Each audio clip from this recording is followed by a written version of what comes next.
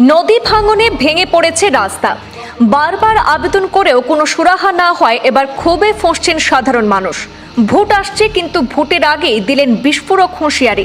উন্নয়ন না হলে ভোট নয়, এই স্লোগানেই সরব হাইলাকান্দির নারায়ণপুর। হাইলাকান্দি জেলার আলগাপুর, কাটলিছড়া, নারায়ণপুরে ভোট বয়কটের হুমকি। নদী ভাঙনের কাজ না হওয়ায় ক্ষুব্ধ জনতার ভোট বয়কটের ডাক। নির্বাচনের আগে সামনে এলো নতুন আলগাপুর কাটলিছড়ায় উন্নয়নের নগ্ন চিত্র।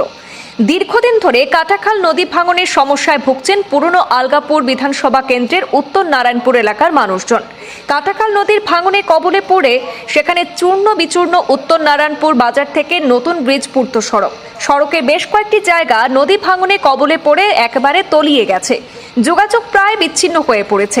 এর ফলে বিপাকে পড়েছেন হাজার হাজার মানুষ।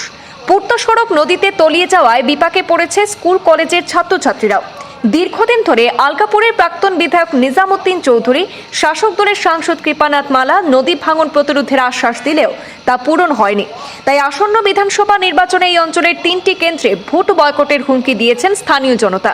এখন প্রশ্ন উঠছে, নির্বাচনের আগে কি নড়ে চড়ে বসবে প্রশাসন, নাকি উন্নয়নের অভাবেই গণতন্ত্রে অংশগ্রহণ করে সরে দাঁড়াবে সাধারণ মানুষ?